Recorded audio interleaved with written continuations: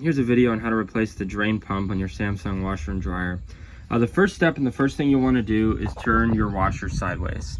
So most of the videos you'll see online say the way that you replace the drain pump is you take off this top panel, you take off the control panel on the front, and then you take off this whole front piece here, and you take all of that off, you strip it down so that you can get down to here and get down to the pump that's right inside.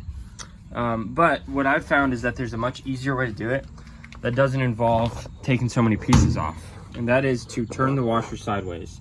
There's only 2 screws that are holding this drain pump on the washer. So the first thing you'll want to do is disconnect this hose and this hose, the black one and the gray one, and then this black one in the back. You want to disconnect those 3 hoses and then come to the front and disconnect the 2 screws. Unscrew the 2 screws that are holding it in there. So it's not this one and this one here, but it's this one back here. So that screw right there. And it's a screw that's inside here. If you look closely, there's a screw inside there. So what I did is this is kind of movable. And so if you get your screwdriver in here, you can sort of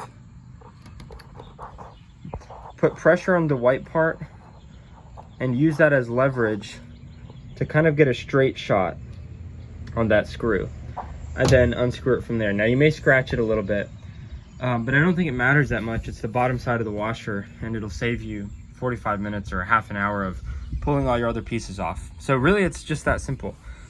You've got to disconnect those 3 hoses, take off the 2 screws, the one that's here and then the one that's here, and the whole thing should come off.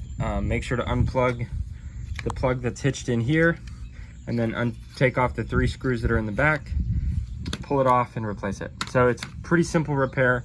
It's not as hard as it looks. Just tip the thing sideways, take out the 2 screws and replace the pump. And if you have any questions, you can let me know. Thanks.